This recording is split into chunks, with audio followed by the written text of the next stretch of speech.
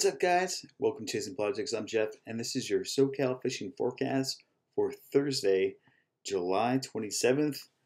Man, if we could just get out of this June gloom here. I never thought I'd be seeing pea soup fog at the end of August, or the end of July, and here we are heading into August. And yeah, we're talking about some pretty significant cloud cover here.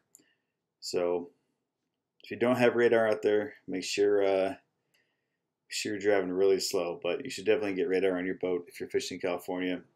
Conditions do change, and when that stuff rolls in, radar is not just for nighttime. It's for daytime too, when that fog rolls in. So be careful out there. But for the most part, this stuff is really being driven by this continuous eddy condition, as we have here on the charts. And I'll let this thing run out, but basically, we've had this continuous northwest wind coming down the coast from San Francisco. Those poor boys in San Fran, they had like 3 days to catch bluefin, and it's been blowing, 20, 25 ever since. So they haven't even had a chance to go out and see if they're still there. So, but yeah, this stuff is just ripping. Thankfully, despite the wind, it hasn't really disrupted too much of our fishing. The shadows are really on the outside of San Nicolas Island. So that wind line is preventing a lot of this swell from coming inside here, which makes California a really, really special place. If you had to go fish up above the Channel Islands, San Luis Obispo, Morro Bay, those guys, they have to deal with this garbage all the time. And we are down here in SoCal. We get spoiled, man. We don't really get wind chop. I mean, yeah, we can complain about those days that we get, but not like the East Coast. You get those nor'easter winds or the stuff that comes down Florida where it blows for 2 weeks at a time, 30 knots. So we're pretty darn spoiled, if you ask me, which is what makes California a really unique fishery with what we got going on here. So those clouds are ruining our chart here, but I'll tell you, the picture looks pretty good. And it keeps improving. It's remarkably accurate for an 8-day. I was out on the water last week on Sunday on an overnight trip. We didn't get to connect the dots and really just didn't have enough time to try and give it 100%. Overnight trip, we fished out here to below the Osborne. And there was like 30 sport boats out here. Pretty much shut down the bite. Only 3 fish were caught overnight. We stopped a couple times for nothing. And the past few days, bluefin have been biting at sunrise, and which is weird, by the way. Usually they're not a sunrise bite. These are typically afternoon fish. So it was already weird to begin with, and I kind of didn't believe it was going to happen at least multiple days in a row. But it still has continued to do that down south. But we looked around, didn't see much. Saw one school on some dolphin for sure. They're definitely after it, and saw them on the sonar, but they want to play. We give it till about 10 o'clock, and for an overnight, to try and drive around for hours and hours and try and find stuff. Instead of sit around and drink beer, we head down to San Clemente Island, fished the end of the runway, and up by Castle Rock.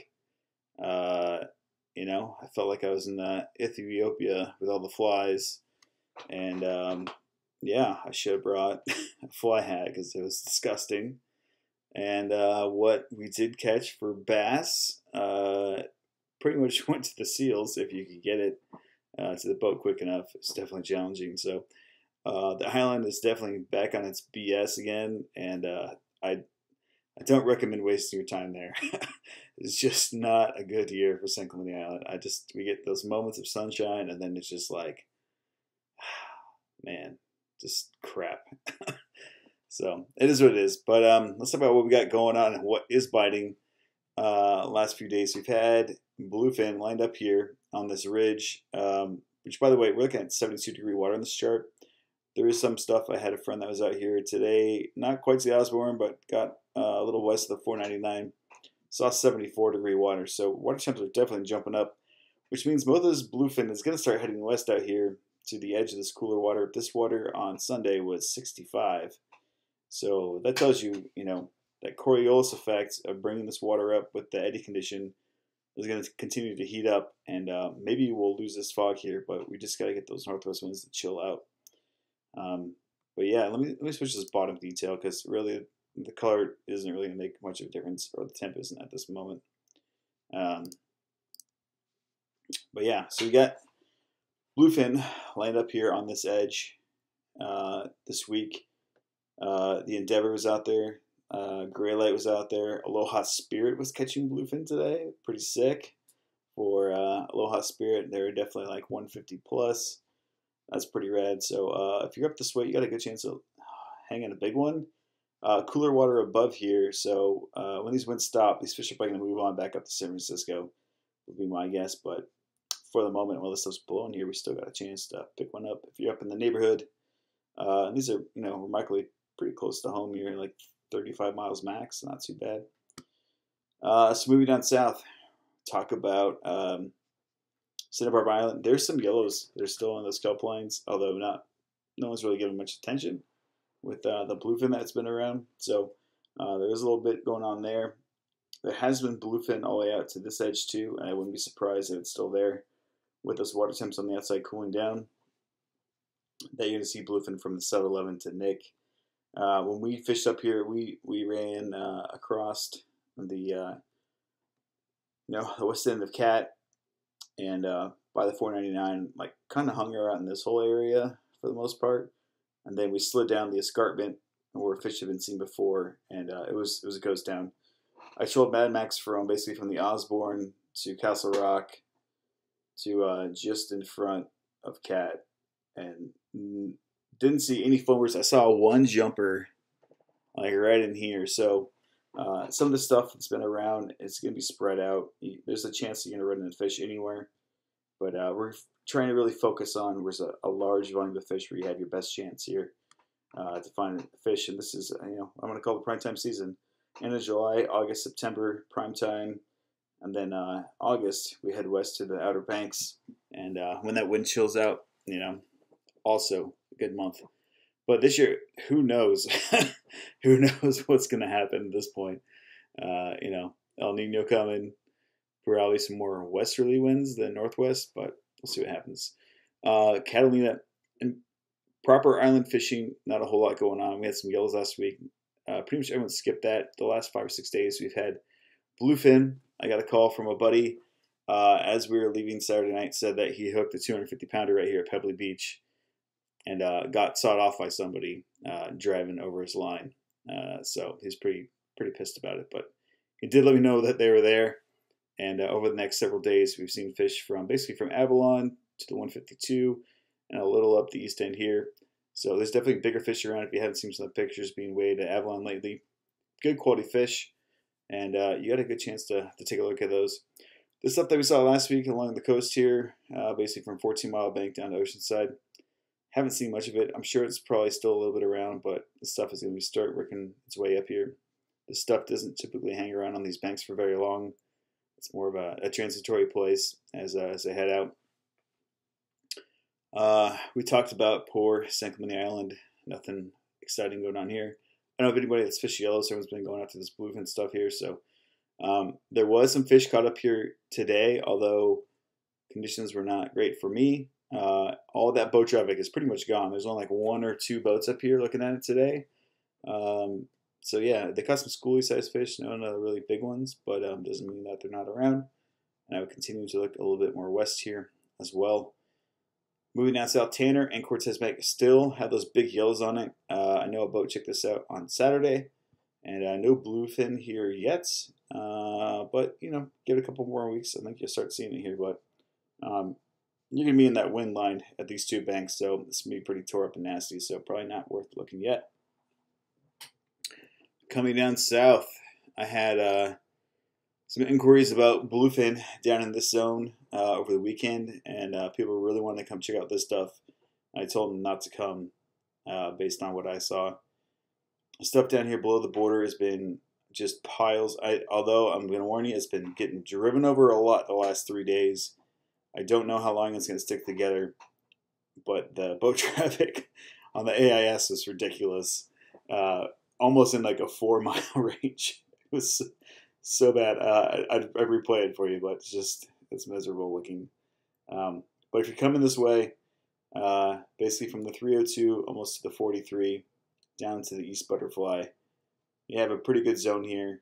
There's been a large focus primarily in this zone right here. But bluefin, yellowfin, some really nice kelp patty yellows. Some guys sent me that they caught. So really a lot of volume in this area. Seeing a bunch of whales, some National Geographic stuff going on here.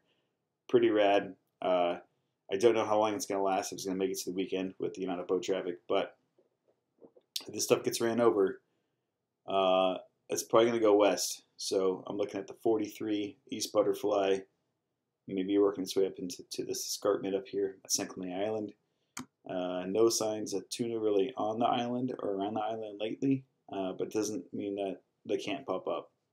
I don't know anybody that's really looked at the 289 zone lately or even at the macro bank, but most of the San Diego boats that are up here drove right through it, and I didn't see anybody stopping. So tells me there's probably nothing worth looking here yet, or they just didn't have time to stop as well.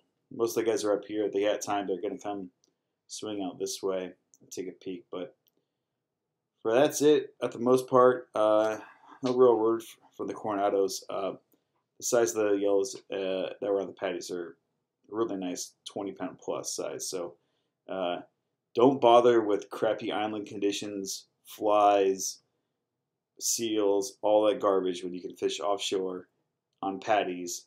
Don't worry about conditions. Just worry about not, run your boat into somebody else or run over their gear. Just give each other a little bit of space out there. There's plenty of ocean. There's plenty of fish around. So go a little easy. Put your time in, and you'll have a good time. But that's it for this week, guys. We just restocked a bunch of West Coast Jiggers jigs, 200 gram to 300 gram. We'll have some more spreader bars going up tomorrow on the website. And we'll have some more West Coast Jigger stuff at the end of next week once that stuff comes in. So, yeah, and DTX minnows, the bigger ones, the 200 gram, like the Hooligan stuff for like long range guys use for wahoo. Oh yeah, I almost forgot. There was an albacore caught today. One. Don't get your damn hopes up. All right, one albacore. I'm sure it identifies as a bluefin. That's where they caught it. So. I'll leave it at that. But one albacore, it's on the books. Here's a picture to prove it. So, all right, guys, take care. Have a great weekend. Cheers. Hey, thanks for watching. Make sure you subscribe to the channel and check out our website and online store at chasingprojects.com. And make sure you share the stoke.